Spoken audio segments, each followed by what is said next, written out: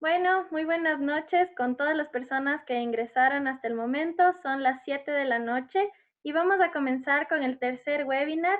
Para las personas que se conectaron recién, bueno, bienvenidos. Este es un webinar que está organizando la Fundación Protección Animal Ecuador y tenemos hoy un invitado muy especial quien nos va a hablar de la iniciativa Cuencas Sagradas, Territorios para la Vida. Así que doy la bienvenida y doy paso a Rodrigo. Rodrigo, ¿cómo estás? Muy buenas noches. Gracias por aceptar esta invitación y por favor cuéntanos acerca de esta linda iniciativa.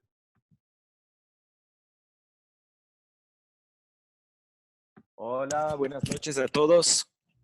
¿Cómo están? Espero que estén bien. Vamos directamente a empezar y vamos a ponernos en un contexto un poco de conectarnos así a la selva. Y entonces espero que puedan escuchar un poco vamos a hacer 40 segundos, un minuto a escuchar el sonido de la selva que hemos grabado. Desde el territorio Zápara hace 2 años en la comunidad de Yanchamacocha, del famoso líder Manari Ushinga, que trabaja con nosotros por un proyecto que voy a explicar por Fundación Pachamama.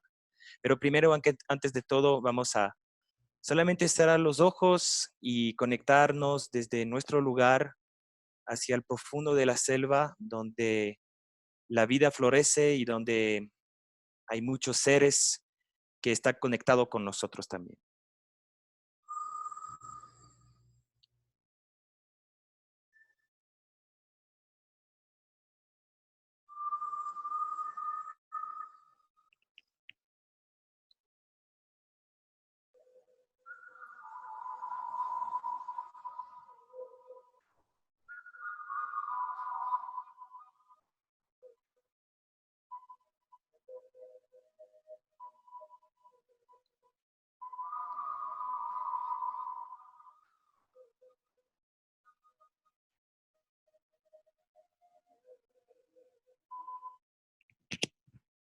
Eso, espero que les gustaron. Les voy a compartir mi pantalla para que podamos acceder directamente a, a la presentación que preparé para usted. ¿Sí se puede ver mi pantalla? Sí, creo que sí se puede ver. Sí, sí se Eh, ve, Rodrigo. Perfecto. Entonces, esa es la video que les voy a compartir. Pero antes de todo, les voy a presentar. Mi nombre es Rodrigo Geo, soy de Bélgica y vivo en Ecuador desde hace 3 años y trabajo desde un año por la Fundación Pachamama, que es una fundación ecuatoriana que existe desde hace 20 años aquí en Ecuador y que trabaja en la selva, en el oriente, especialmente en la Amazonía Sur, este del Ecuador, que son Pastaza, Morena Santiago y ahorita con la iniciativa de las cuencas sagradas en Norte Perú también, Lorete y toda la cuenca del Marañón. Trabajamos en diferentes proyectos, la Fundación Pachamama con proyectos de salud infantil, con las mujeres Achuar, con el proyecto Kiamanukuri. Trabajamos con proyectos de ecoturismo, trabajamos con derechos colectivos, derechos humanos y derechos territoriales a través de los diferentes aliados y beneficiarios de nuestros programas, que son las nacionalidades de la CONFENIAI, de la Confederación de las Nacionalidades del Oriente, en el Ecuador, y trabajamos con diferentes líderes, mujeres, hombres, niños, y por diferentes temas también de la bioeconomía, economía resiliente, cómo buscar en general, cómo buscar alternativa para preservar la selva y la Amazonía ecuatoriana, que tiene un rol importantísimo para el cambio climático y para también la regulación del clima de Latinoamérica, y que es un lugar, un reservorio enorme de vida y de culturas ancestrales. Bueno, el tema de esta noche que nos interesa, que voy a resumir en grosso modo, porque podemos hablar 7 noches si queremos. Las Cuencas Sagradas es una iniciativa que existe de hace 2 años y que trata de responder al futuro y al futuro sostenible de la Amazonía ecuatoriana y norte de Perú, donde hay una concentración de biodiversidad importantísima. Y también trabajamos primero sobre el diagnóstico de las amenazas que tenemos. Eso es la Amazonía en todas sus cuencas hídricas, que la Amazonía es el reservorio de toda la Amazonía, es el reservorio del planeta de agua dulce, de 20%. Del agua dulce del mundo se están corriendo en la Amazonía y viene principalmente de los Andes, de la cordillera de los Andes y de los glaciares, donde tenemos una concentración importante aquí, como sabemos, en los Andes ecuatorial. El territorio de las cuencas sagradas es este territorio que pueden ver en el mapa. Le voy a poner en grande para que se pueda leer más fácilmente. Entre el río Napo, que veamos aquí al norte, hasta el río del sur, Marañón, es toda esta región del oriente que hemos hablado, que hemos nombrado cuencas sagradas. Les voy a explicar después cómo nació esta iniciativa, quién está atrás y cuáles son las grandes metas para las cuencas sagradas. Entonces, como le expliqué rápido, la región del Yasuní, donde toda esta parte roja, los científicos tienen la conclusión que la concentración de biodiversidad de fauna y flora se concentra en esta zona, por la razón que estamos cerca de las fuentes de agua que viene de todo la cordillera de los Andes. Entonces, esta concentración de biodiversidad nos da un tesoro de vida que hay que proteger y que hay que parar las amenazas grandes que viene primero del cambio climático, pero también del impacto humano. Las amenazas grandes es, como le dije, el frente al cambio climático, es que vamos a llegar pronto si no cambiamos el camino a un punto de no retorno, que se dice en inglés tipping points. Hemos destruido 19% de la Amazonía a nivel de los 8 países que incluye la Amazonía, y si llegamos a 25%, podemos decir chao a la Amazonía, porque va a entrar en un proceso de autodestrucción, un proceso de salvanización, es decir, una sequía que va a sobrepasar el nivel de humedad que se necesita para que todos estos ecosistemas puedan vivir y reproducirse. El comercio internacional de la demanda de diferentes recursos, forestal, fauna silvestre y minerales y petróleo. También diferente otras amenazas que no voy a decir, pero les puedo compartir esta presentación, la presión demográfica. La Amazonía crece de manera importante la población. Por ejemplo, la ciudad de Coca crece 7% anualmente. Es decir, que en pocos años va a ser una ciudad gigante y que va a tener también una demanda importante de energía. Entonces hay que reducir y buscar alternativas y más que todo la amenaza más grande es la política, digamos, de la economía un poco del Ecuador y del gobierno de aumentar las zonas petroleras y sus zonas extractivas. Una relación clara que puede ilustrar son la aumentación y los avances de las carreteras por acceso a pozos petroleros, pero también demandas mismas de las comunidades que viven por un falso sueño del desarrollo de accesos a las primeras necesidades que a veces no se encuentra después de una carretera y que tiene muchos impactos ambientales y sobre la biodiversidad. Eso es la mapa de un análisis del INEC en 2016, donde podemos ver que es el PBI del Ecuador, que Antes, en 2006, la Amazonía era una sola provincia y en 2014 podemos ver que las dos provincias que se quedan con el nivel de pobreza más alta del país son las dos provincias del norte, donde hubo 50 años de extracción de petróleo. Entonces hay un falso sueño que decir que donde sacamos petróleo hay desarrollo, no es verdad. Los capitales, los beneficios no es para la gente local, no son para las comunidades y tampoco por la Amazonía, donde en toda esta parte norte era un bosque primario, muchas comunidades podían vivir de agua limpia, sana. Ahorita hay una tasa de cáncer y de enfermedades importantísima. Entonces, es una demostración que el famoso desarrollo no llega donde se sacan los recursos.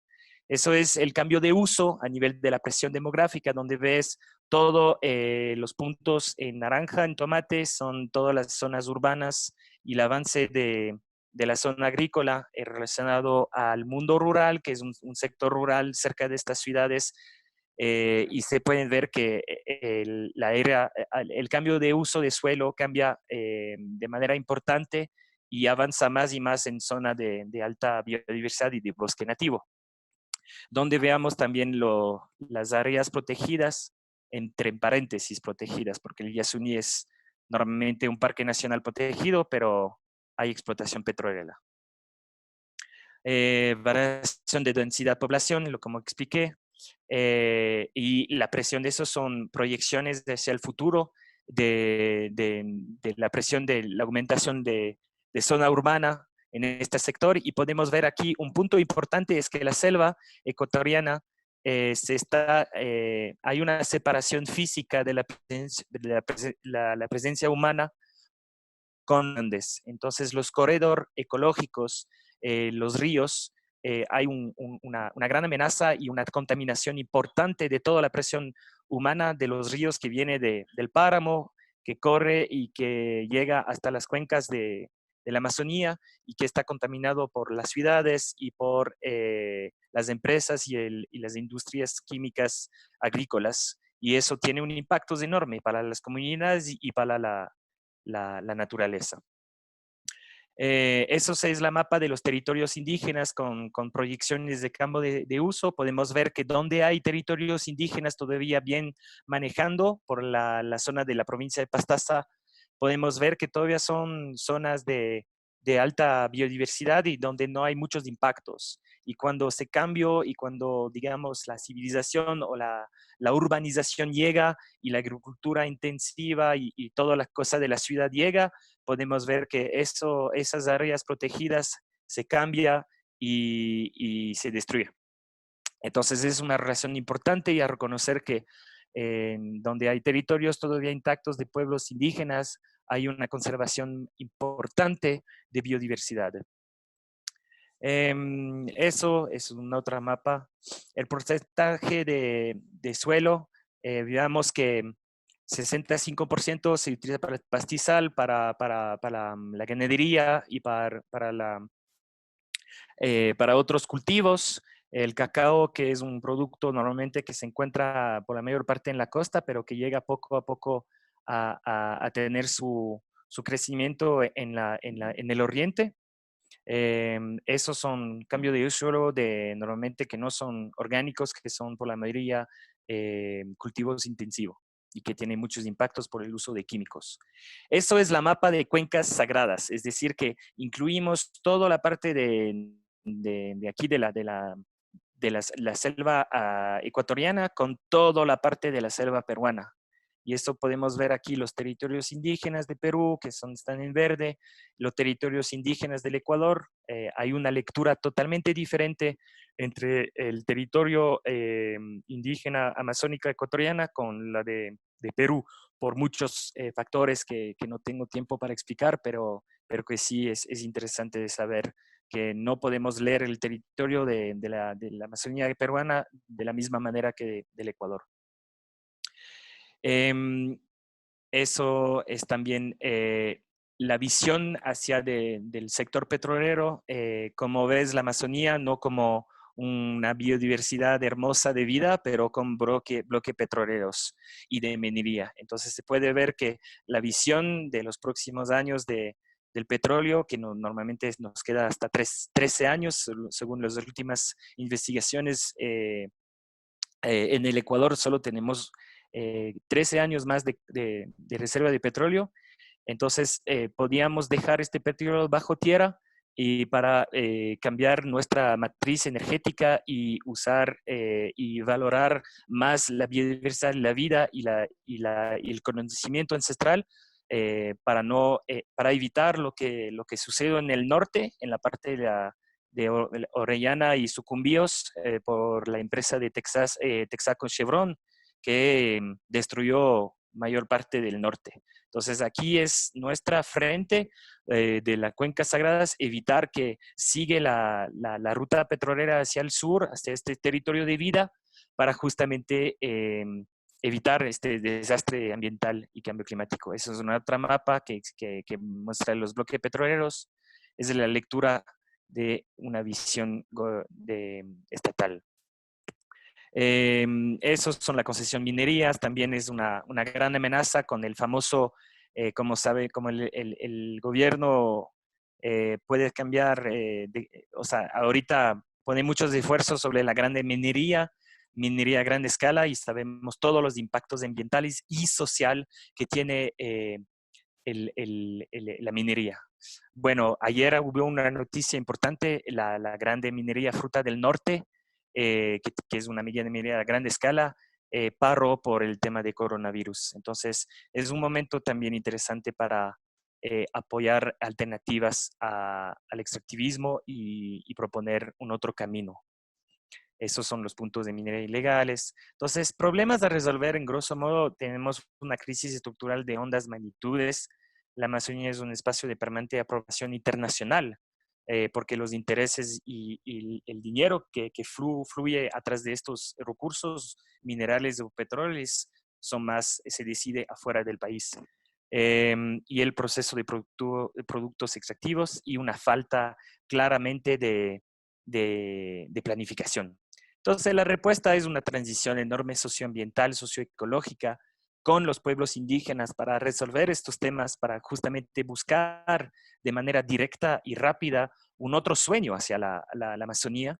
Eso es el proyecto de Calal Solar, que es un bote en territorio achuar, que usa la energía solar para justamente usar el transporte fluvial, y los niños lo utilizan para llegar a su escuela, que a veces no se encuentra en la misma comunidad. Eso es un ejemplo. Bueno, vean el tema, ¿quién somos? ¿Quién está atrás de esta Alianza de Cuencas Sagradas? Tenemos varias organizaciones y ONGs. Les tengo claro que la Alianza, la Cuencas Sagradas es una iniciativa que viene de los pueblos indígenas, que viene de la Confeñay y que viene de Orpio y Aidesep. Son líderes, son sabios de la Amazonía que se reunieron para decidir, vamos a unir nuestras diferentes cosmovisiones, nuestras diferentes visiones de la Amazonía, de cómo compartir nuestro conocimiento al mundo y cómo vamos a buscar con aliados, no solamente ONGs, pero aliados de todo el mundo, un otro camino para evitar destruir en la selva, en nuestro territorio, y podemos también compartir todo este conocimiento que es infinito. Entonces es el consejo de gobierno de la Alianza de Cuencas Sagradas. Podemos ver líderes de Perú, líderes Achuar, líderes de Shuar, líderes de Huampis, que es un pueblo autónomo del norte de Perú, y de ONG tenemos Fundación Pachamama, tenemos Pachamama Alliance en Estados Unidos, Amazon Watch, que es muy conocido en toda la Amazonía, en Brasil, Perú, Bolivia y Ecuador. Y Aidesep, que es el mismo de Confeñay, pero del lado peruano. Entonces, esos aliados desde 3 años trabajan estrechamente para buscar alternativas y ver en todos los temas cómo crear un poco un pacto, un nuevo pacto verde, como el New Green Deal que están hablando en Estados Unidos, Cuencas Sagradas trata de hacer un poco lo mismo, pero a nivel de la Amazonía, para justamente, esa es un poco la estructura de la iniciativa. ¿Quiénes son los grupos? Tenemos un grupo de económicos, un grupo de comunicación a nivel internacional, un grupo de legal políticos. Bueno, es un poco muchos detalles.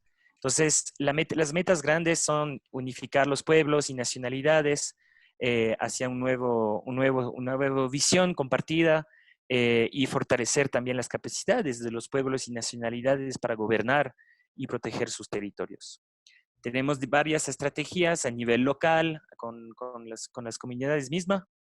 Nos queda 10 minutos. Tal vez que acabo, tengo 5 minutos más y después ya podemos abrir un otro para conversar y preguntas. Entonces sigo, la estrategia es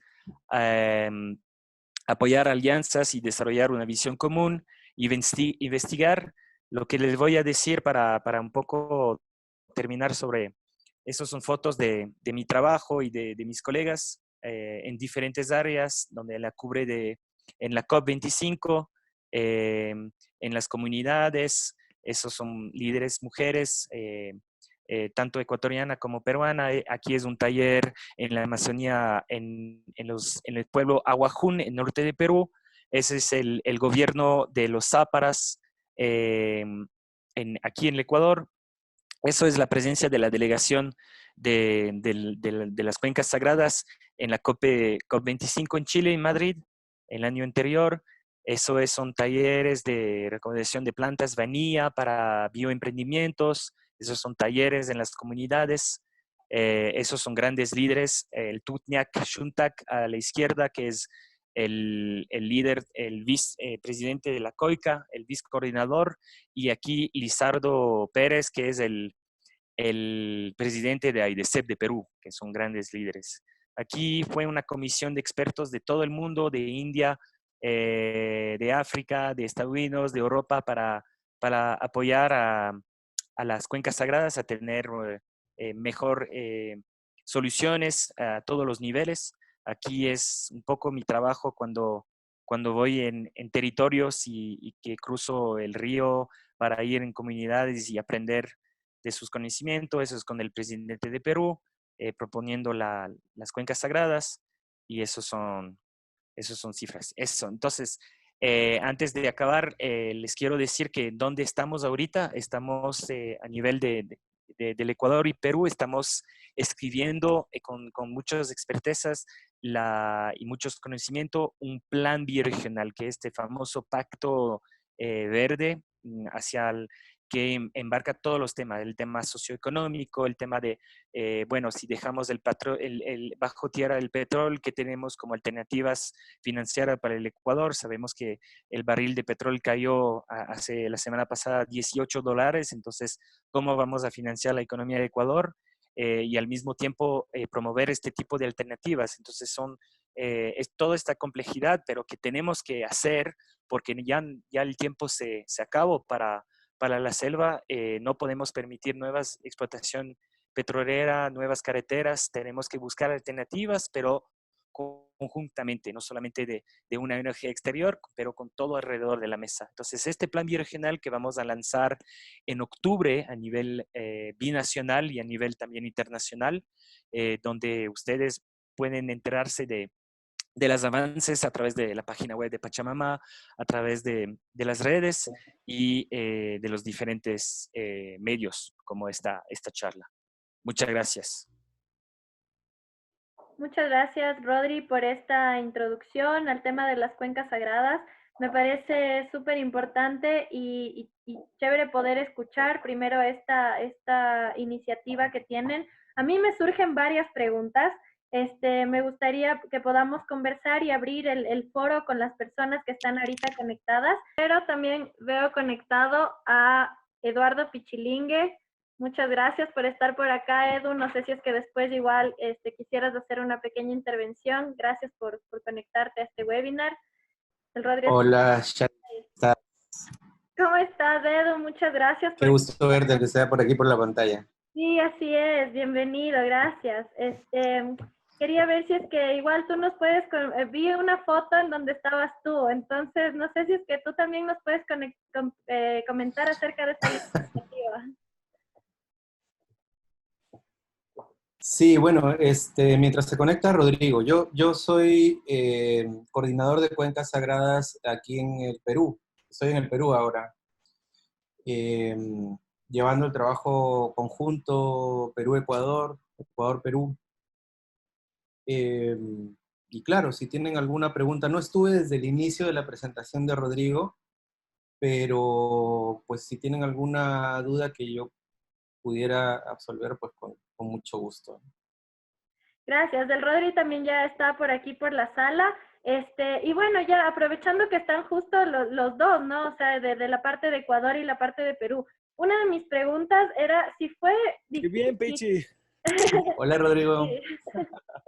Ahí estamos. Sí fue difícil justamente crear esta conexión, esta iniciativa binacional, o sea, tanto con los pueblos de la Amazonía ecuatoriana y peruana. ¿Qué tan complicado fue hacer esta unión, ¿no? Para crear esto en conjunto. O sea, si las comunidades del Ecuador son muy diferentes o si tienen similitudes con las de Perú. No sé si es que nos pueden contar.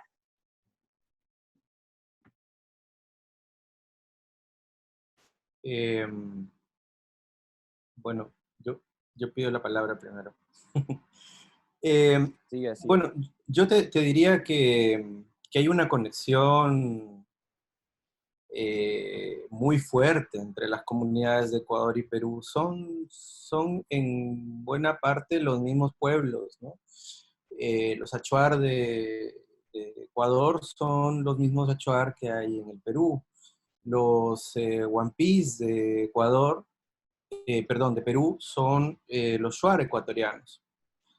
Hay mucha cercanía, mucha familiaridad, incluso hay familias que quedaron separadas por una línea fronteriza que fue impuesta desde los años 40 y en lo posterior se vieron enfrentadas por diferentes guerras, pero que son gente que tiene relación sanguínea directa incluso, ¿no? O sea, no solamente es una cuestión cultural que ya de hecho los lleva a ser muy cercanos, sino también una relación de parentesco en muchos casos, ¿no?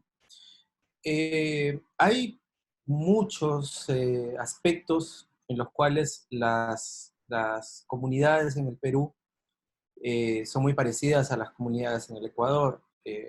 Tanto comunidades en el Perú como comunidades en Ecuador están luchando por sus territorios, están resistiendo el embate de diferentes eh, eh, proyectos de, entre comillas, desarrollo que pasan por encima de sus derechos, ¿no? La actividad petrolera está a ambos lados del territorio, quizás en el Ecuador tiene más peso que en el Perú, sin embargo está en ambos lados del territorio. La tala ilegal está a ambos lados del territorio, hay otros problemas como la apertura de nuevas vías de acceso que conlleva también la colonización y el avance de la frontera eh, agropecuaria, que también ponen en riesgo sus territorios, ¿no? Los problemas en ese sentido son de la misma índole, vamos a decir. Hay particularidades, aquí en el Perú hay todavía una distancia muy, muy grande del Estado con respecto a las realidades de las comunidades en la Amazonía, ¿no? Lima, que concentra casi todo, Lima, Perú es un país muy, muy centralista y Lima concentra casi todo, concentra la mayor parte de la población del Perú, eh, concentra también todo el control del Estado, ¿no? De lo que hace el Estado o deja de hacer el Estado. Y esa lejanía de Lima con respecto de la realidad de las comunidades es muy notoria, mucho más notoria que la que pudiésemos pensar en el Ecuador. Entonces, para mí, venir acá y estar trabajando ahora también con comunidades ecuatorianas peruanas, perdón, ha sido un reto bastante grande. Uno normalmente ya está acostumbrado a cómo funcionan las cosas allá en el Ecuador, ¿no?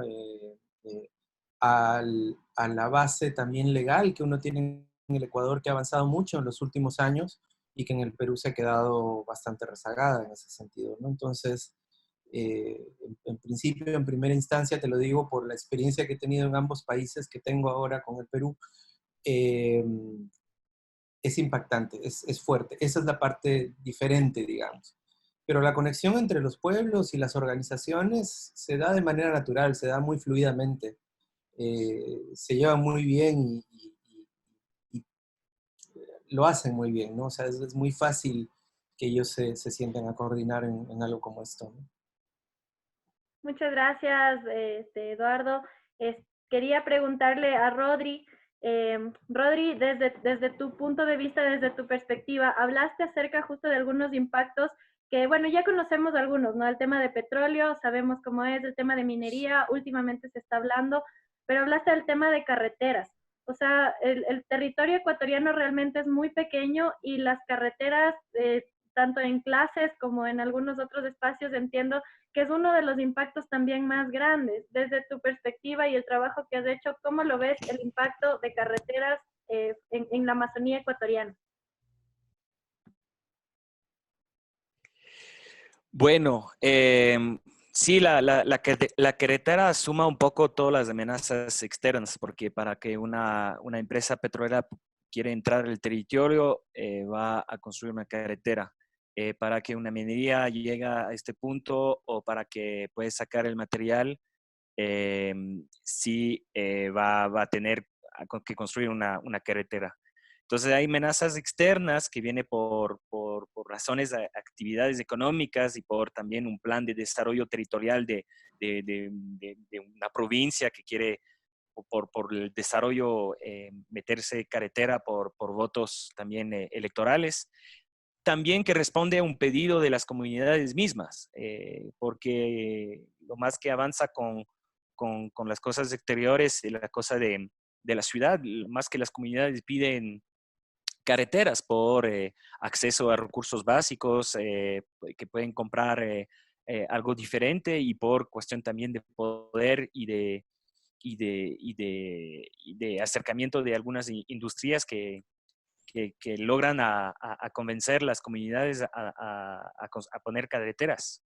Entonces, eso es el constante, las amenazas del avance de las carreteras. ¿Por qué es peligroso? Porque apenas que construyen una carretera, hay un montón de aprovechamiento de sectores, que sea la cuestión de agrícola, la cuestión forestal, la cuestión de construcción, urbanización, y que eso sirve por muchos sectores económicos que tienen muchos poderes, y entonces cuando una carretera llega no es solamente el beneficio de que la comunidad tiene un acceso a una carretera, es también muchos sectores que están atrás esperando que avancen las carreteras para aprovechamiento económicos y de intereses. Y a nivel biológico, a nivel ecológico, eso tiene un desastre enorme, especialmente en la zona de la Amazonía, porque corte los corredores ecológicos, la fauna no circule de manera normal, corta árboles ancianos y un montón de serie de consecuencias. Entonces, sí, las Justo, carreteras en el sector de las cuencas sagradas tiene un impacto enorme, justo aquí pero es tenemos difícil, una pregunta como relacionada. Dice, ¿cuál es el impacto inicial que causa una carretera sobre la fauna silvestre? ¿Qué es lo primero que se puede percibir? Esa es una de las preguntas que tenemos ahorita y ya te sigo leyendo las otras. tal vez, Eduardo, que tú eres, esa es una pregunta tal vez para el biólogo Eduardo, porque sí tengo algunas respuestas, pero va a ser muy general. Eduardo tal vez puede responder a esta pregunta, sí. Bueno, la apertura de carreteras produce un impacto muy grande a poblaciones de animales, a la movilidad de los animales. Las poblaciones se ven divididas en este sentido, ¿no? Lo cual puede conllevar a varios problemas, entre ellos un desgaste genético, ¿no? O sea, poblaciones que quedan separadas, las poblaciones son más reducidas, hay más entrecruce entre ellos y menos posibilidades de sobrevivir en ese sentido. Eh, las poblaciones se alejan de la zona de carretera, primero por los ruidos generalmente, ¿no? El ruido de construcción de una carretera, imagínate, ponte en ese momento, imagínate cuadrillas de trabajadores con motosierras cortando árboles, detrás de ellos maquinaria pesada, levantando los troncos, poniéndolos hacia un lado, hacia el otro, configura una situación totalmente fuera de lo natural en un espacio que es sumamente frágil, ¿no? Después de que la carretera ya está construida, hay algo que en ecología conocemos como efecto de borde, que produce una pérdida constante y sostenida de diversidad biológica desde los bordes de carretera hacia dentro de los bosques, ¿no? Eh, que, bueno, ha sido medida en muchos casos, en muchas carreteras y que puede llegar a conducir a tener bosques vacíos, ¿no? Bosques que están en pie todavía, ¿no? Que tienes árboles y todo, pero que ya no tienes fauna. Eso te podría decir como si a bien grandes rasgos de los impactos que produce una carretera dentro del ecosistema. Ahora, hay otros impactos que no son a la fauna silvestre, ¿no? Que son a la población, a las comunidades, a, a la gente, ¿no? Una carretera generalmente produce un fenómeno de movilidad humana hacia los bordes de carretera, por accesibilidad simplemente, por facilidad de sacar recursos también. En zonas que son muy abandonadas, donde no hay muchas posibilidades de conseguir actividades que rindan dinero, las comunidades muchas veces se ven obligadas a sacar recursos de los bosques para poder sobrevivir en un mundo que les impone la necesidad de dinero, ¿sí? Eh, todo cuesta. En alguna medida la salud cuesta, en alguna medida la educación cuesta, porque si una persona que tiene que ser atendida en un hospital tiene que salir hacia ese hospital, pues esa salida hacia ese hospital le va a costar dinero y, y sí podemos pensar de manera muy optimista que todas las poblaciones indígenas pueden vivir de la cacería y de la incipiente agricultura que pueden tener en un bosque amazónico, pero en realidad hay otras necesidades que se cubren con dinero, ¿no? Y ahí es donde las carreteras toman un papel predominante que las lleva a tener un segundo impacto, ¿no? O sea, esta población se aglomera alrededor de las carreteras y comienza a generar un segundo impacto por cacería, por extracción de recursos de esos bosques, ¿no? Entonces también eso es algo que tenemos que tomar en cuenta. ¿Qué estudios? Preguntaba Liana, según lo que veo por aquí. Pues hay estudios de la Universidad Católica, por ejemplo, sobre el impacto de la vía Maxus. Esta vía que se abrió en el año 94 en Yasuní y que, bueno, ha producido una serie de impactos hacia el bosque que han podido ser medidos debido a que la Universidad Católica tiene una estación científica en el borde de la carretera. Lo cual es un poco, pero, por ejemplo, yo sé que sobre esa universidad en toda seguridad. Em, Chévere, muchísimas gracias, Edu. Creo que mi internet estaba un poquito malo. A ver, les quería comentar, hay una pregunta de Daniela acerca de la costa ecuatoriana y la tala indiscriminada de manglar. No vamos a responder la pregunta en este momento, Dani, disculpa, estamos hablando del tema de la Amazonía, pero prometemos hacer un webinar exclusivo de eso y voy a tratar de contactar gente para que nos hable específicamente de este tema en la costa. Quisiera hacer una pregunta respecto al tema de las carreteras, ya que estamos tratando esto. No sé si se me escucha bien. Bacán. Si es que las carreteras, o sea, sabemos que las carreteras son una necesidad incluso para las poblaciones que viven en la Amazonía, justamente por lo que decía Eduardo, ¿no? O sea, quizá una carretera pueda ser como la forma más fácil de que puedan tener acceso a servicios como hospitales, como escuelas. Sin embargo, por el otro lado está el tema del impacto ambiental. ¿Cómo se plantearía una alternativa para que estas carreteras no afecten de forma tan negativa en la Amazonía ecuatoriana? No sé si es que la iniciativa tiene algo relacionado con este tema de las carreteras. Sí, o sea, no existe una respuesta, no es decir sí o no a las carreteras, es decir no a la manera, o sea, hay una manera de promover un tipo de, de medios de comunicación dentro de la selva y fortalecer lo que ya existía, o sea, todos los caminos antiguos, cómo se mueven en el oriente, también los transporte fluvial, bueno, va a ser complicado porque con lo que está pasando también a nivel cambio climático y los impactos en los ríos que crece de manera bastante fuerte, como el caso de Sarayaku en estos tiempos. El transporte fluvial es una respuesta directa porque sí, hay muchas cuencas y muchos ríos que corren en la zona de las cuencas sagradas.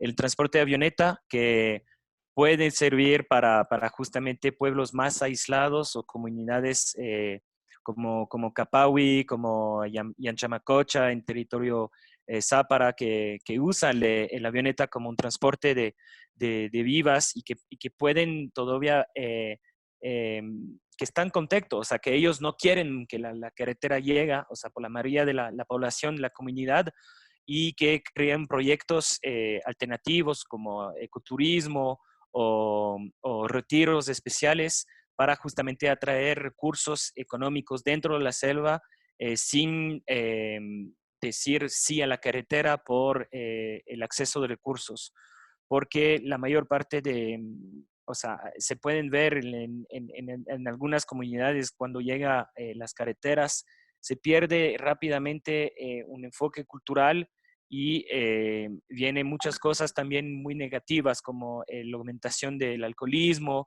violencia de género y una educación no tan conectado como antes de un conocimiento ancestral.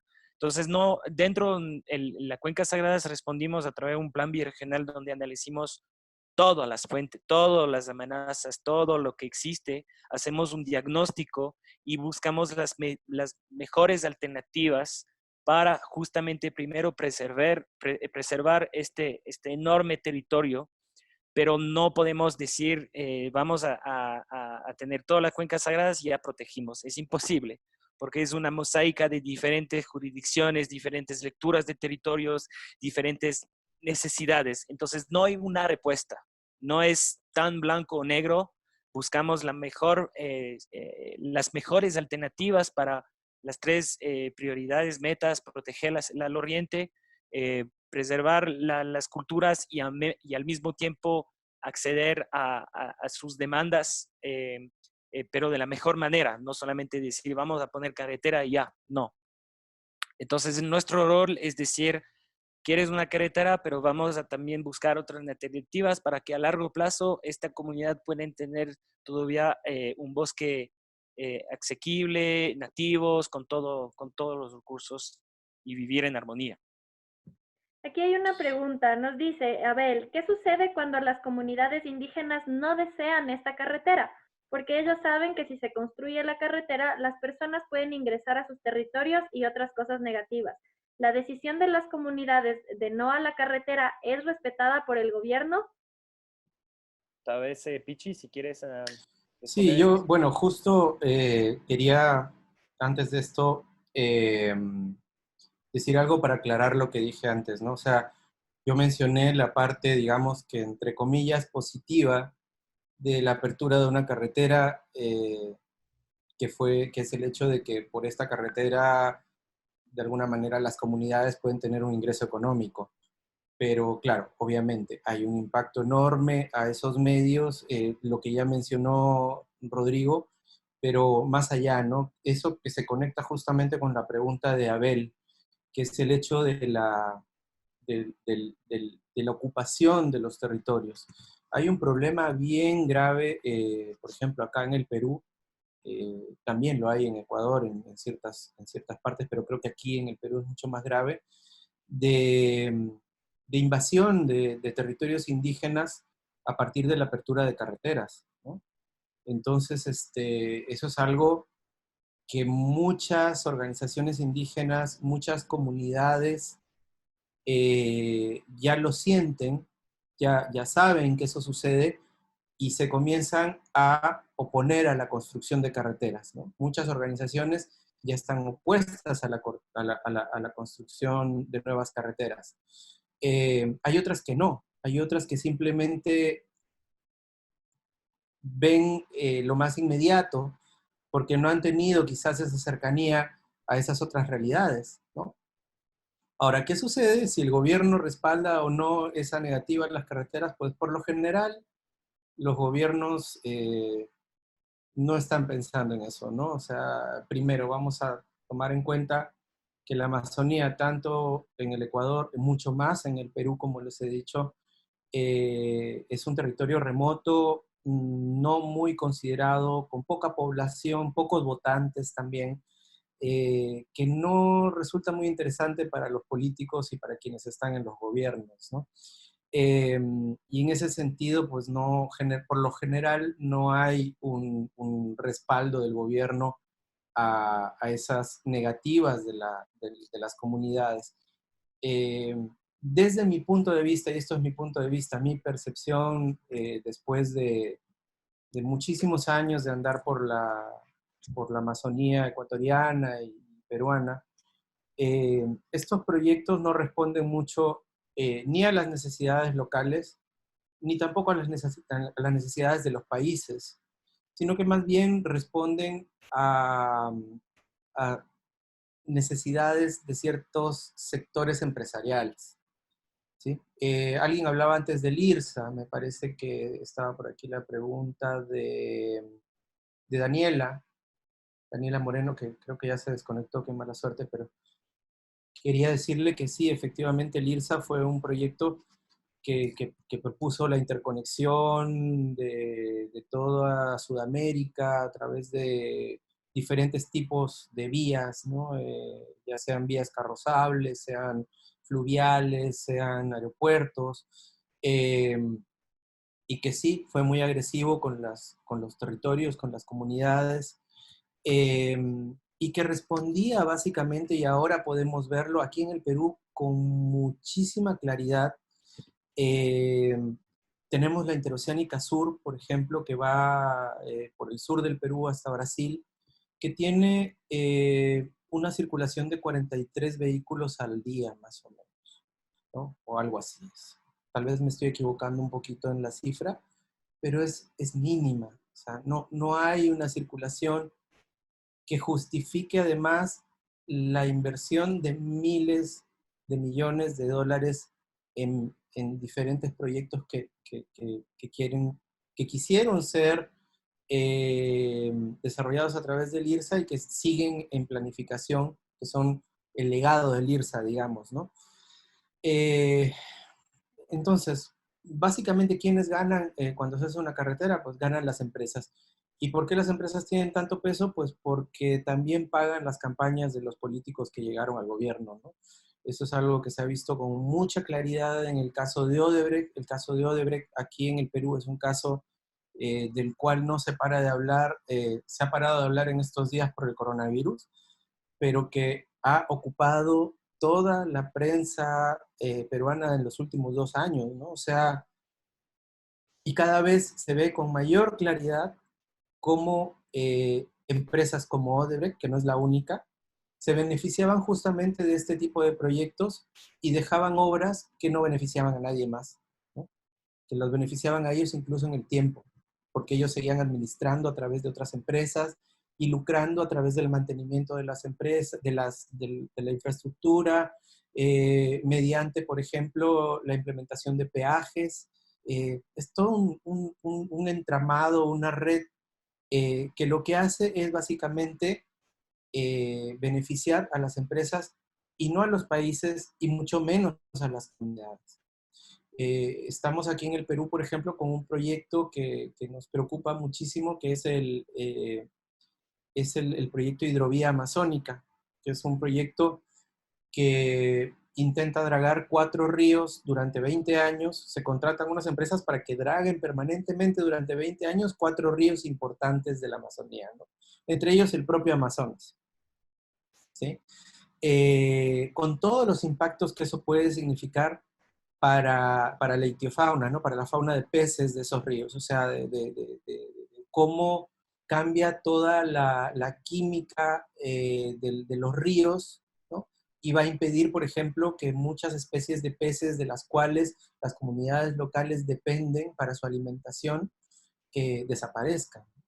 Entonces, por ahora, las propias comunidades y las organizaciones que los representan han logrado frenar ese proyecto.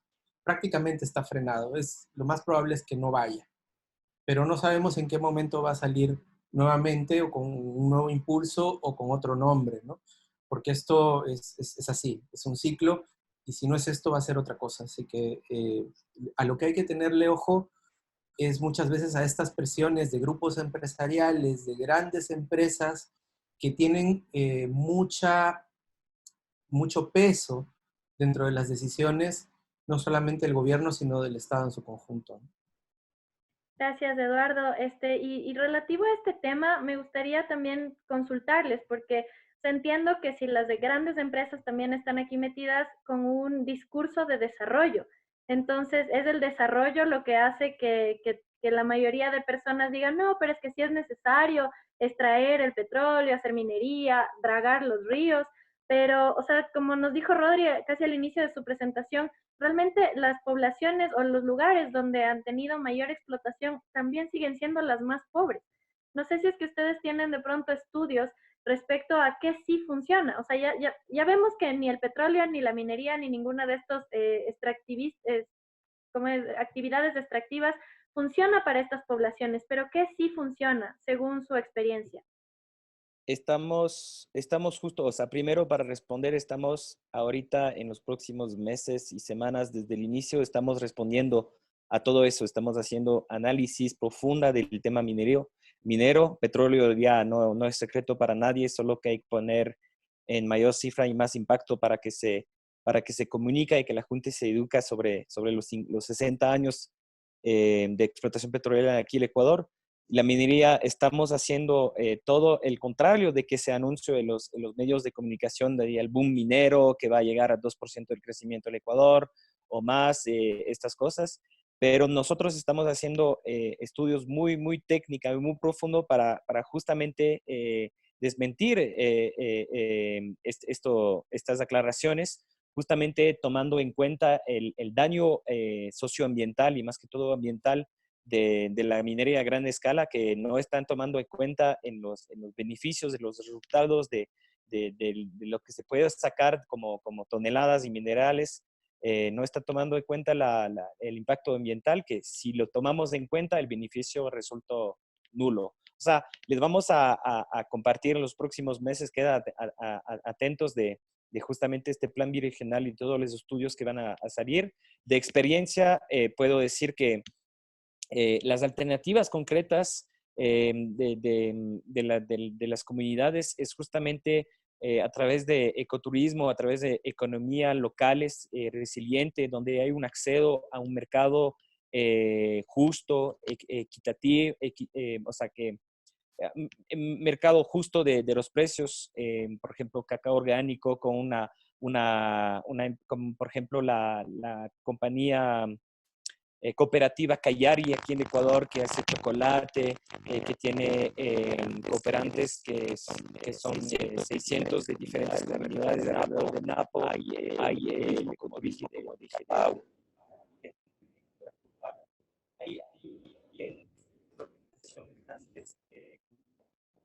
No dijo que estoy defendiendo, pero son recursos aquí como que funciona como sociobosque, como protección de hectáreas de la ONU, de grandes programas internacionales a través de acuerdos binacionales con Noruega, con Alemania, y que eso conjuntamente con diferentes ONG puede permitir a apoyar a las comunidades y a desarrollar proyectos locales que pueden realmente responder a las necesidades.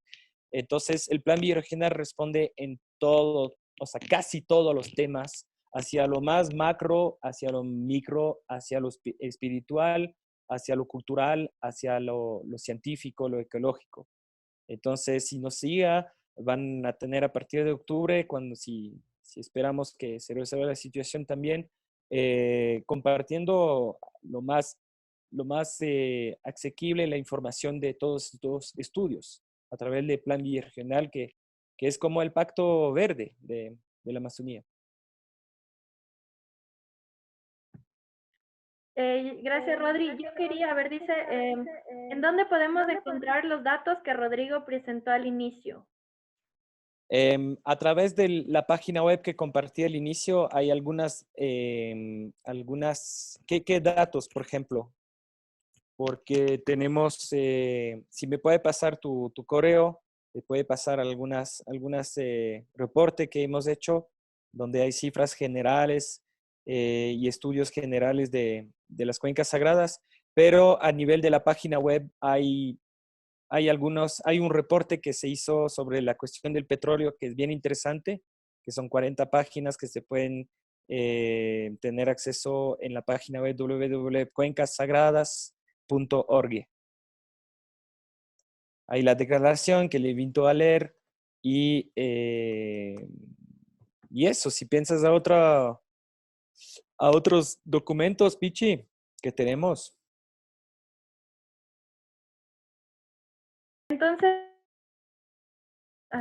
que mientras se van conectando igual las otras personas, quería hacerles una pregunta, Rodri. No sé si es que tú tienes información acerca de la efectividad o no efectividad del programa Sociobosque que estaba acá en Ecuador.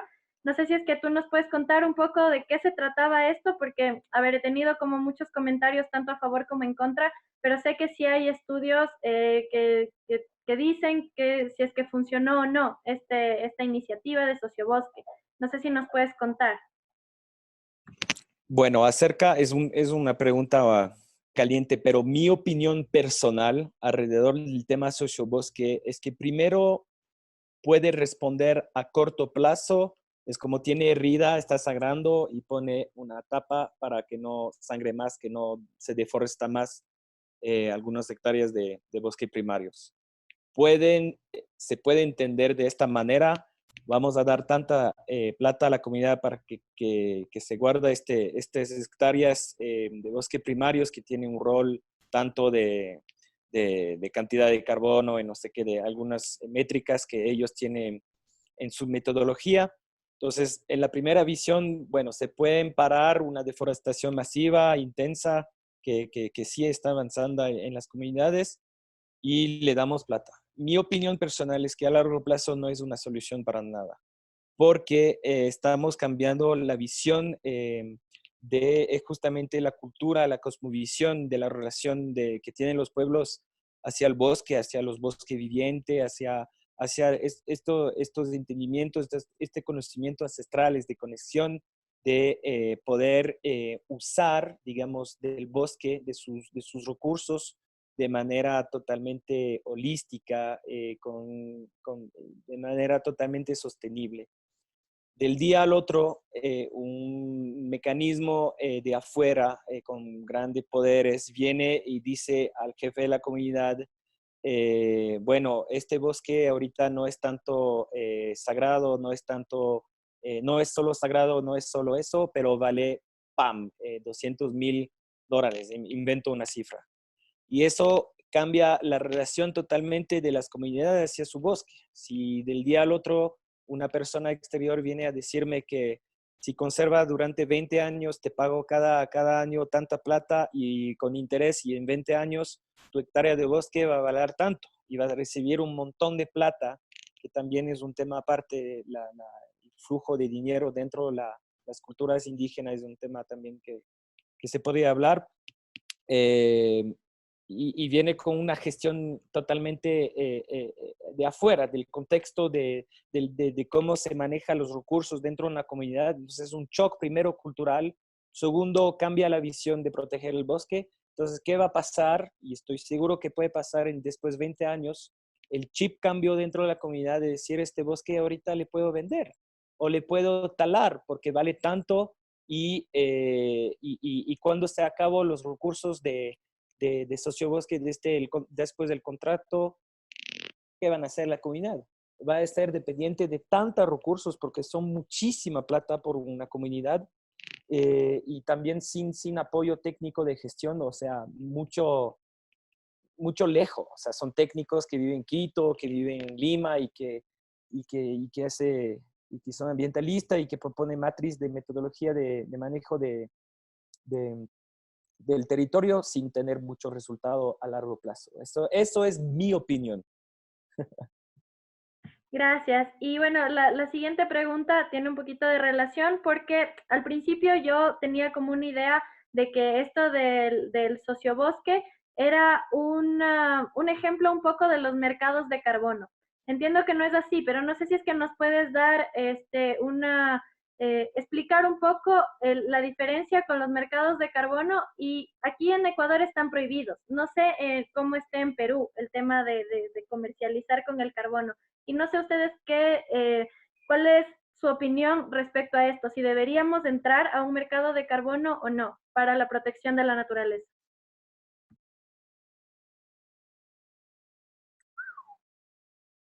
¿Qué pregunta? Bueno, el mercado de carbono depende cuál sistema de carbono, porque desde el Acuerdo de París y mucho antes hubo diferente metodología de mercado de carbono. Primero era un poco el mercado para que los países industrializados podían seguir eh, y comprando en otras partes del mundo una cantidad de carbono en función de equilibrar sus impactos de carbono. Era un poco un cálculo así, y el mercado de carbono que entró aquí en Ecuador no era esta matriz, era una otra metodología, pero no me acerqué mucho. O sea, antes era más metida a nivel del mercado de carbono del Acuerdo de París, pero aquí a nivel de Ecuador no te puedo decir mucho más sobre el tema del mercado de carbono porque hay mucha resistencia primero, y no creo que tampoco es una buena solución porque hay muchas zona oscura atrás del mercado de carbono. Primero sueña hermoso, como equilibrar la tonelada de carbonos, pero hay muchas incertidumbres y eh, muchas partes débiles dentro de la metodología de implementación del mercado de carbono, y al final a quién beneficia. Eduardo, no sé si es que nos puedes comentar tú desde la parte de Perú, no sé cómo es esto del mercado de carbono en Perú, ¿cómo tú le ves? Bueno, primero tengo que decir que no soy un experto en el tema de mercados de carbono, que realmente no, no los he seguido muy a detalle. Sí, los pueblos lo ven como una alternativa, no muy clara todavía. Eh, en principio, son los mecanismos los que no cuadran mucho, ¿no? Los mecanismos son los que ponen ciertas condiciones que quitan cierta capacidad de los pueblos de poder manejar sus territorios, sus bosques, eh, y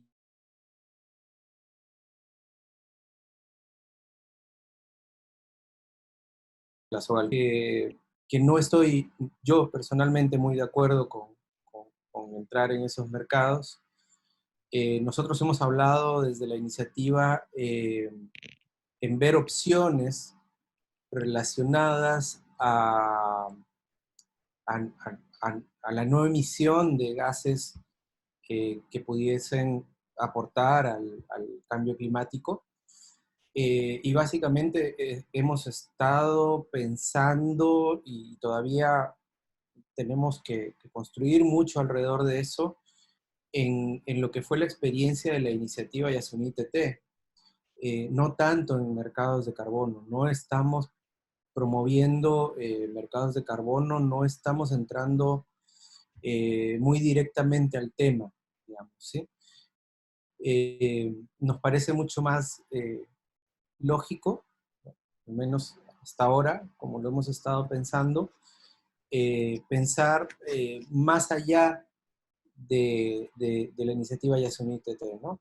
Yo creo que la iniciativa Yasuní TT fue una muy buena idea, poco desarrollada, mal desarrollada, y presentada eh, a destiempo quizás, ¿no? O sea, no se había logrado desarrollar todo el mecanismo para que esto funcione, y eso le restó viada, como quien dice, ¿no? O sea, pudo haber impactado muchísimo y no lo fue porque simplemente no había forma de hacer que funcione.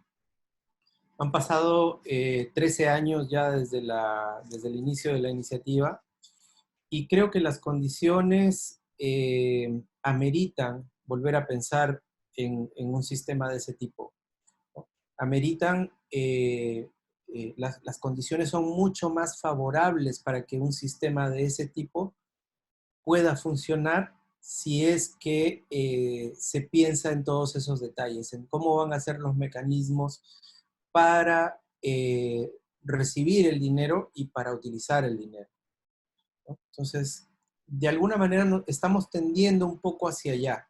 No te digo, y quizás me estoy adelantando un poco a las cosas porque son las primeras conversaciones que hemos tenido sobre este tema, pero es probable que vayamos a tomar más ese camino que el camino actual de los mercados de carbono. Ajá. Para completar un poco, tenemos un grupo de expertos que están justamente analizando todos los mecanismos financieros alternativos que existen hacia los nuevos Climate Green Fund, hasta cómo los nuevos sectores se mueven, porque el mundo está en una transición con nuevos mecanismos que no dependen de una estructura piramidal donde pasa por muchos intermediarios, con muchos consultores, con esas enormes propuestas de la ONU y que viene y donde no se acerca mucho de las realidades y de resultados hacia el territorio. Entonces estamos analizando todo y estamos buscando los mejores resultados y el mejor mecanismo, pero sin caer en los el mismo sistema de piramidal y lento, burocrático, porque hay una urgencia. Justamente la emergencia climática, ¿no? Y lo que nos comentabas un poco de lo que puede pasar con la Amazonía. Realmente a mí me preocupa un montón este efecto que nos contabas acerca de la sabanización de la Amazonía.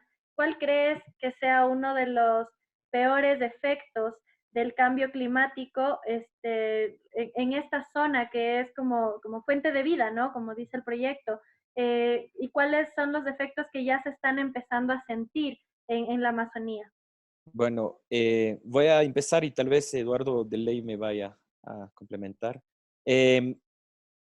Digamos, podemos dividir la Amazonía en dos partes. La parte brasileña, que es la parte más, digamos, seca, y la parte más ecuatorial, que es más húmeda, por muchos factores, pero la razón principal es que el profesor Francesco Cuesta de la Andina de la UDLA Flaxo, no me equivoco, de la UDLA, perdón, nos ayudó a entender es justamente el hecho que todas las cuencas sagradas están cerca de sus fuentes de agua, del páramo, de los glaciares que hay aquí, y de muchísima cantidad de humedad que permite detener constantemente el parámetro importante de la humedad y la temperatura hacia un equilibrio, digamos. Bueno, los dos impactos por cada región que va a tener es primero, lo hago muy simple, ¿no? En la zona brasileña, la humedad va a disminuir y la temperatura va a aumentar. Y va a crear un efecto de cadena de muchos ecosistemas, como el ejemplo más famoso es la población de rana, que necesita de vivir en estos dos parámetros bien precisos. O sea, si cambia un chiquito, un porcentaje de la humedad o aumenta 0.2 grados, crea una cadena, un efecto de destrucción, autodestrucción, y que crea a largo plazo, según los científicos, una salvanización de la Amazonía, es decir, más seca y menos húmeda. Al contrario de aquí, de la zona ecuatoriana y peruana, tenemos, digamos, por suerte, una resiliencia, una resistencia, digamos, al cambio, a los efectos directos del cambio climático, pero sin embargo el efecto primero es muchísimo más lluvia en grande cantidad, pero no de manera en equilibrio como antes, como justo lo que pasó en la zona de Sarayaku, en la cuenca de Bobonasa, donde justamente también por impactos de deforestación, o sea, el humano siempre tiene una relación directa. Eh, es que va a tener muchísimo más agua en grandes cantidades. Por ejemplo, hay testigos de Sarayaku, de los ancianos que dijeron no hemos visto eso desde hace 100 años.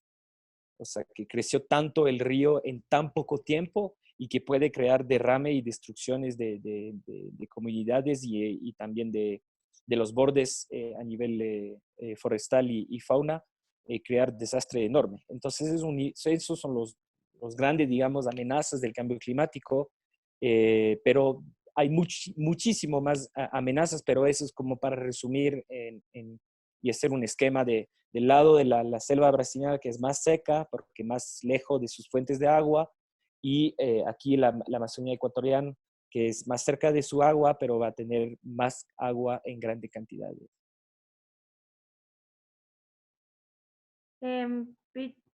Pichi, no sé si es que quieres igual complementar un poquito, ¿cuáles crees que serían los peores efectos del cambio climático en estas zonas tan biodiversas y tan importantes? No, Rodrigo lo ha dicho claramente y muy resumidamente, pero muy, muy, muy claro.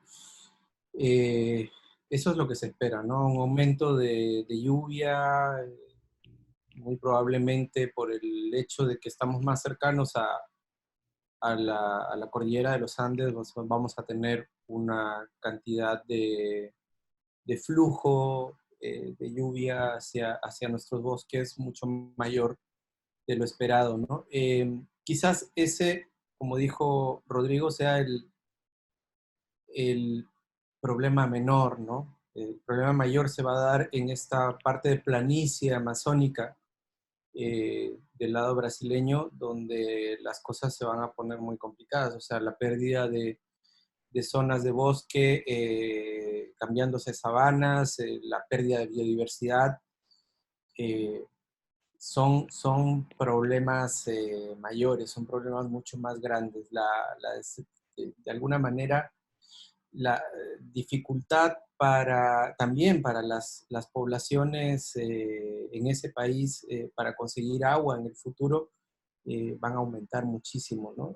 Nosotros estamos, digamos que en la zona, en ese sentido, más privilegiada, o sea, no, el impacto sí va por este lado de las inundaciones estacionales que se van a hacer cada vez más comunes y que van a afectar a poblaciones indígenas definitivamente, pero de eso vamos a salir de alguna manera y más o menos el bosque tendrá cierto balance, mientras haya agua, va a seguir habiendo bosque. Se perderán, sí, ciertos ecosistemas por inundación, que es inevitable, pero en general seguiremos teniendo una cobertura boscosa. Eh, Quizás viéndole el lado menos negativo, ¿no? al asunto. Ajá, hay un amigo me dijo una vez que los que quemaron los bosques en Brasil, que se prendieron así fuegos enormes, incendios enormes, eh, tratar de aprender un fuego en la Amazonía ecuatoriana se vuelve casi imposible. Y también lo dijo de experiencia. Intenté de aprender un fuego en pleno Yasuní y me tocó 12 horas a encontrar una madera seca. Es que es súper complicado, pero al contrario de Brasil, como se vio en el año pasado, tiene consecuencia enorme. Ahorita para aprender un fuego en Brasil es muy fácil y tiene consecuencia enorme, como lo hemos visto. Muchas gracias a ambos. Y bueno, para finalizar, me gustaría, si es que nos pueden decir, por ejemplo, la gente desde la ciudad, porque ahorita finalmente la mayoría de los que estamos aquí escuchando y los que escucharán, somos gente que vivimos en la parte urbana. ¿Qué es lo que nosotros podemos hacer para evitar que esto suceda o al menos empeore? O sea, ¿cuáles serían como unas 2 o 3 recomendaciones que ustedes tienen respecto a su trabajo en esta zona de la Amazonía y que nosotros podríamos aportar tanto a la iniciativa como en general?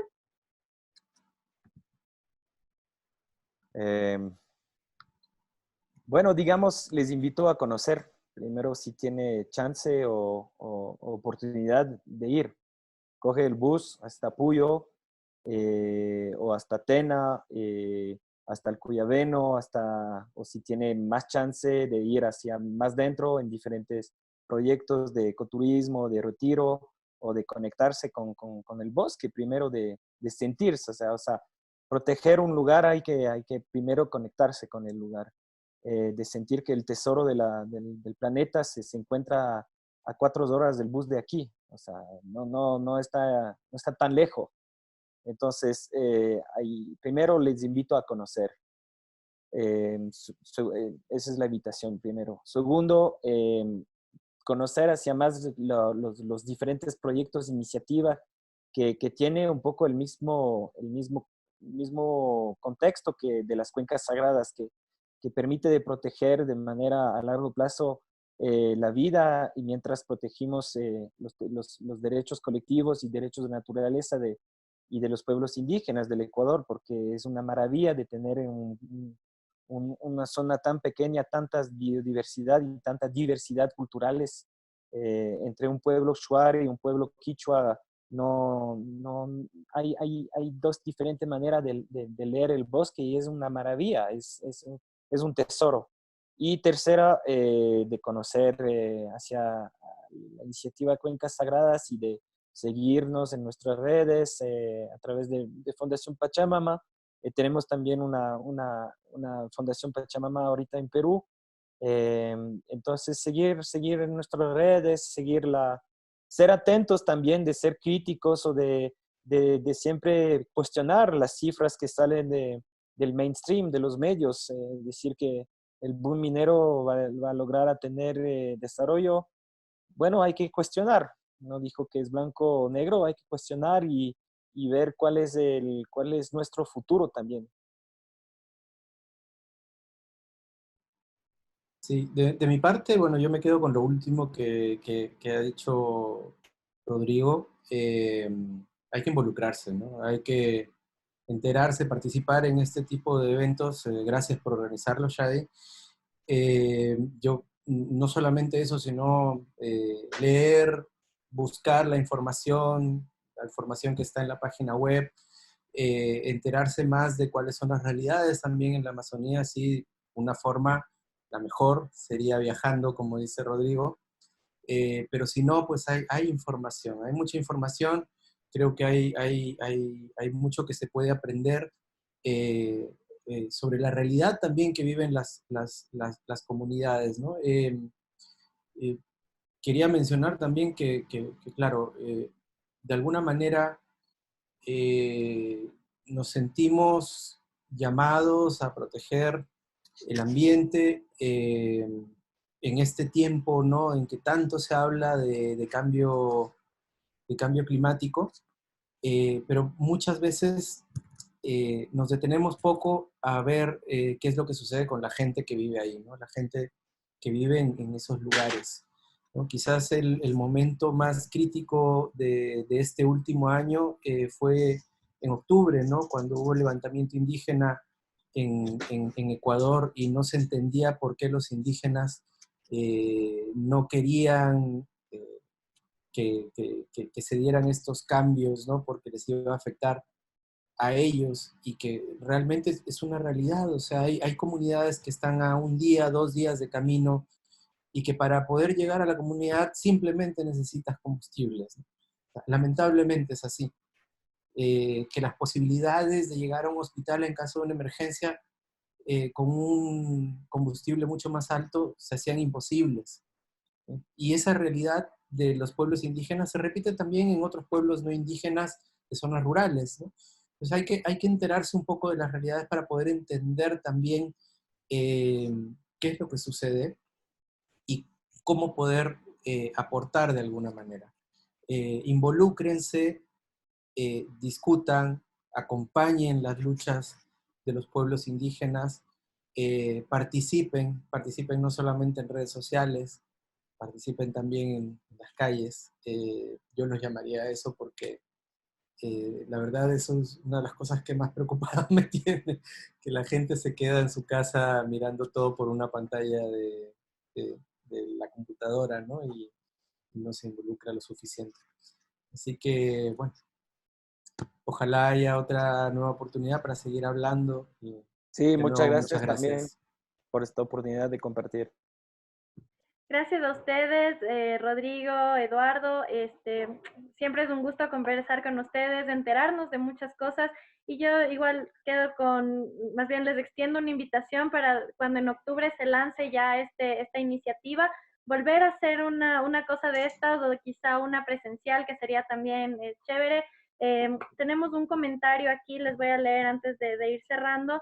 Dice, su exploración y explotación racional se realizará en función de los intereses nacionales por personas naturales o jurídicas, empresas públicas, mixtas o privadas, nacionales o extranjeras, otorgándoles derechos mineros a las empresas, pero el pueblo recibe poco ante estos acuerdos. Creo que estamos todos de acuerdo, creo que hemos visto, hay estudios, experiencia, creo que no es un misterio, justo lo que comentábamos, esto de que la explotación no necesariamente beneficia a los pueblos que necesitan más. Y creo que siempre hay alternativas, iniciativas como estas buscan que tanto las comunidades y las personas se beneficien de una manera más sustentable en relación armónica con el planeta, ¿no? Porque finalmente es el único en el que vivimos y es en el que tenemos o el que queremos que siga existiendo. No solamente por las personas, sino por toda la biodiversidad, por todo lo maravilloso que es y por todo lo que necesitamos de la naturaleza. Muchísimas gracias a ustedes por participar esta noche. Gracias a las personas que se conectaron. No sé si Eduardo quieres decir algo más antes de cerrar. Sí, una cosa así súper, súper puntual. Solamente siempre cuestionense cuál es el interés nacional, ¿no? Porque el enunciado está en teoría bien, ¿no? La exploración y explotación racional, no sé, tan racional, bueno, se realizará en función de los intereses nacionales. Pero ¿cuáles son los intereses nacionales? ¿De quién son los intereses nacionales? ¿Los intereses nacionales representan realmente a la población? ¿Son realmente intereses nacionales o son intereses de ciertos grupos de poder político y económico? Eso es algo que creo que tenemos la obligación de cuestionarnos siempre. Súper importante, claro, cuando decimos nacional, incluye, por supuesto, a la gente de la ciudad, a la gente de las comunidades rurales, a la gente de las comunidades amazónicas, y no solamente a los que estamos viviendo en Quito, Guayaquil, Lima, en las ciudades que son donde generalmente necesitamos más recursos. Entonces, pensando en un interés nacional, deberíamos incluir a todas estas visiones. Entiendo que es súper complicado, es súper difícil, pero conociendo, como ustedes nos han dicho, participando, podríamos llegar a entender un poco más, a generar un poco más de empatía y también esperaría a generar mejores soluciones y alternativas que nos beneficien a todos. Eso, entonces, muchísimas gracias a todos por conectarse hoy. Esta charla estuvo siendo grabada, como les comenté, la voy a subir a la página de YouTube de PAE, así que la podrán repetir y la podrán compartir también después con sus contactos. Muchísimas gracias y nos vemos la próxima, que me parece que es este jueves, así que ya estarán viendo en redes también. Muchísimas gracias.